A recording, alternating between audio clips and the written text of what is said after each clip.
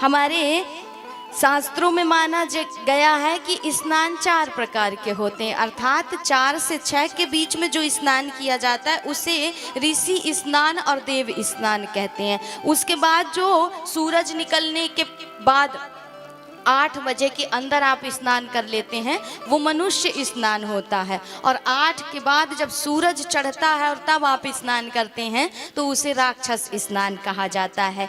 स्नान करिए तो अपने पापों को काटने के लिए स्नान करते समय हमें 3 नामों का सुमिरन अवश्य करना चाहिए, क्योंकि माना जाता है कि स्नान करते समय 3 नामों को लेने से आपको 3 करोड़ नाम जप का फल मिलता है। तो पहला नाम है नारायण प्रभु का, जो सदैव जल में निवास करते हैं, तो नारायण नारायण नहाते समय करते रहना चाहिए महाराज। दूसरा नाम है द्रौपदी और कृष्ण का, तो द्रौपदी कृष्ण कहने से और नारायण को जपने से स्नान करते समय यदि आप इन 3 नामों का उच्चारण करते हैं तो आपको 3 करोड़ नाम जप का फल प्राप्त होता है, और समस्त तीर्थ स्थलों की पवित्र नदियों में स्नान करने का पुण्य फल आपको प्राप्त होता है। तो स्नान करिए 8 बजे के अंदर, मनुष्य स्नान। अब राक्षसी स्नान करिएगा तो राक्षसी भाव भी होगा ना महाराज। स्नान ही 8 बजे के बाद हो रहा है राक्षसों वाला, तो फिर भाव तो राक्षसों वाले ही आएंगे। राम नाम का भजन कैसे हो। अब तोते का नियम था कि वो ब्रह्म मुहूर्त में जग जाता, और ब्रह्म मुहूर्त में जग करके एक सुंदर सी बात गाने लगता था। चौपाई कहिए, दोहा कहिए, कोई बात कहिए महाराज, उसको गुनगुनाने लगता था कि कबीरा सो कर क्या करे, अरे जग के जपो मुरार, और एक दिन तो है सोवना लांबी पाँव पसार। तो एक ना एक दिन तो सोना ही है, और ऐसा सोना है, ऐसा सोना है कि फिर तुम्हें कोई उठाएगा भी नहीं, और मार मार के उठाएंगे तो भी तुम नहीं उठने वाले हो महाराज। हमेशा के लिए तो सोना ही है, इसलिए जब तक जग रहे हो तो कबीरा सोकर क्या करे, जाग के जपो मुरार, और एक दिन तो है सोवना लांबे पाँव पसार। तो उस दिन कोई नहीं जगाने वाला होगा, और जगाने वाले भी होंगे महाराज तो आप जागने वाले नहीं होंगे, इसलिए एक ना एक दिन तो सोना ही है। अभी तो कम से कम समय है तो जाग जाओ और हरि का नाम जप लो।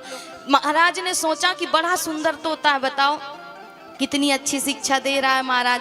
कहा उस तोते ने कि धनियो बनियो जाएगा, अरे जेहि विधि उड़त कपूर, नारायण हरि भजन कर क्यों चाटे जगधूर। तो ये शरीर, ये संपत्ति, ये पद, ये प्रतिष्ठा कैसी है? बोले कपूर की भांति है, कपूर को खोल करके छोड़ दो, कुछ समय बाद उड़ जाएगा अपने आप महाराज। उसी प्रकार ये यौवन, ये संपत्ति, ये पद, ये प्रतिष्ठा कुछ समय के बाद सब बिखर जाने वाली है, सब छूट जाने वाली है। इसलिए हाथ सिर्फ आएगा नारायण का नाम और भगवान का जो नाम आपने लिया वो नाम जप ही आपके जीवन को सार्थक बनाएगा। इसलिए नाम और दान यही आपके जीवन की सबसे बड़ी कमाई है, जो मृत्यु भी आपसे नहीं छीन सकती है महाराज। इसलिए तोते ने बड़ी सुंदर बात कही, राजा को बड़ी अच्छी बात लगी।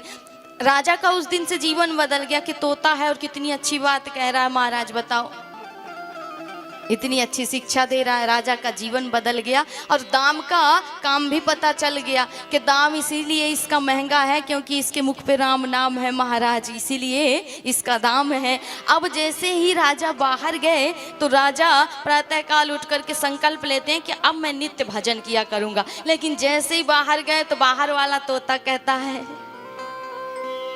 गालियां दे रहा है महाराज कि देखो नालायक आ गया, सुबह सुबह उठ कर के दिमाग खराब करने लगा, प्रातः प्रातः जगा दिया, नालायक कहीं का। तरह तरह की गालियां देने लगा जो कि नहीं ले सकते, अशोभनीय है, इसलिए तरह तरह की गालियां देने। क्योंकि कहाँ से आया है? बोले कसाई के यहाँ से आया है, तो वही भाषा सीख करके आया है ना। इसलिए राजा ने कहा कि सेनापति ऐसा करो कि इसका सिर धड़ से अलग कर दो। इसके लिए तो 1 रुपया भी बहुत ज़्यादा है महाराज, क्योंकि इसकी कोई कीमत ही नहीं होनी चाहिए। जिसके मुख पर गाली वो राम के किसी काम का नहीं महाराज। इसलिए राम नाम से ही आपकी कीमत है, आपका अस्तित्व है। ये बात अपने जीवन में उतारिए, क्योंकि संगत का, सत्संग का जीवन में प्रभाव यही पड़ना चाहिए कि हमारे जीवन में राम के अलावा कोई दूसरा काम नहीं होना चाहिए। निरंतर उठते बैठते, हंसते जागते, रोते गाते, हर प्रकार से हरि का भजन करते रहिए, सुमिरन करते रहिए।